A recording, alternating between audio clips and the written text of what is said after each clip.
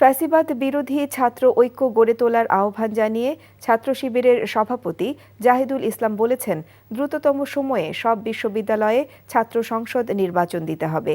ছাত্র শিবিরের ৪৮তম প্রতিষ্ঠা বার্ষিক উপলক্ষে আয়োজিত অনুষ্ঠানে তিনি এসব কথা বলেন। প্রতিষ্ঠা বার্ষিক উপলক্ষে ঢাকা বিশ্ববিদ্যালয়ের কেন্দ্রীয় জামে মসজিদের সামনে থেকে বর্ণাঢ্য শোভাযাত্রা বের করে ছাত্র শিবির। শোভাযাত্রাটি শাহবাগ মৎস্য ভবন ও প্রেস ক্লাব হয়ে জিপিও 0 পয়েন্টে গিয়ে শেষ হয়।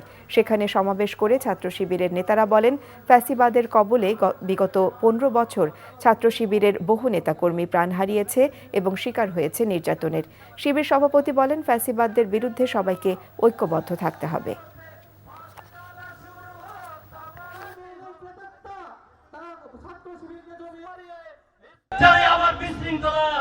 হত্যার রাজনীতি শুরু করবে, বাংলাদেশের ছাত্র সমাজ তাদেরকে ঐক্যবদ্ধভাবে প্রতিহত করবে। অতি সত্বর ঢাকা বিশ্ববিদ্যালয় সহ বাংলাদেশের সকল ক্যাম্পাসগুলোতে সুস্থ ধারার ছাত্র রাজনীতি চর্চার লক্ষ্যে ছাত্র সংসদ নির্বাচন আবার দিতে হবে।